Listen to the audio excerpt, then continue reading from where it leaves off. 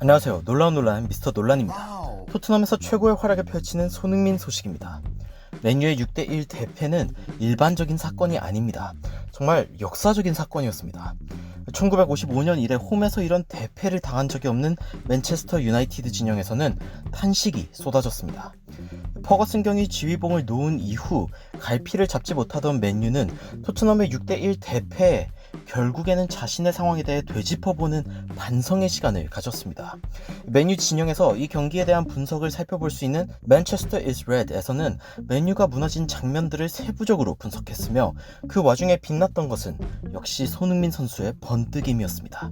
어떤 장면들이 있었는지 바로 들어가 보시죠. Manchester is Red에서는 맨유가 무너진 장면들을 조명했습니다. 구체적으로는 1대1 상황에서 역전골이 터진 시점인데요. 손흥민 선수가 해리케인이 파울 당한 걸 본 상황이죠. 이 장면에 대한 현지 해설에 해설자는 손흥민 선수가 3가지 옵션이 있었다는 것에 주목했습니다.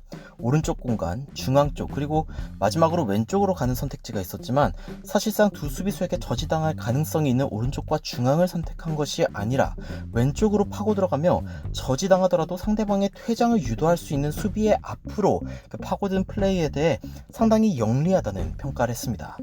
이게 공격하는 토트넘의 입장이지만 수비하는 맨유의 입장에선 케인이 넘어진 시점에 바로 플레이를 전개하지 못하도록 막지 않은 맥과이어와 완 비사카가 문제가 있었다며 이를 마티치가 지켜봤다고 지적하기도 했습니다. 손흥민과 해리케인이 brilliant, 즉 환상적이었지만 맨유 수비진의 한두 가지 실수로 인한 참사라 평했습니다.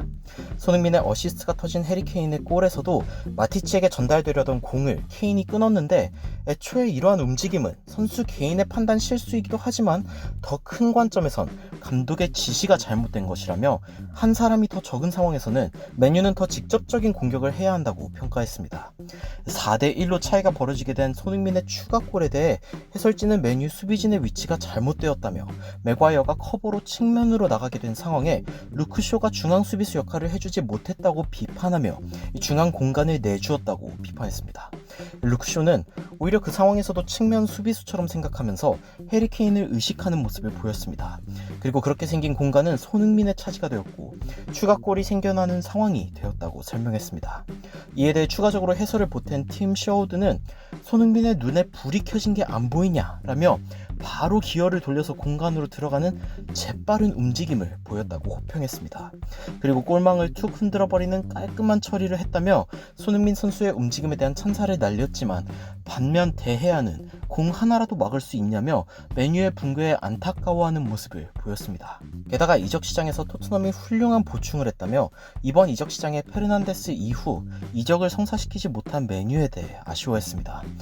물론 최근 카바니 합류에 대한 소식이 들리지만 그것으로는 분위기가 바뀌지 않을 모습이죠.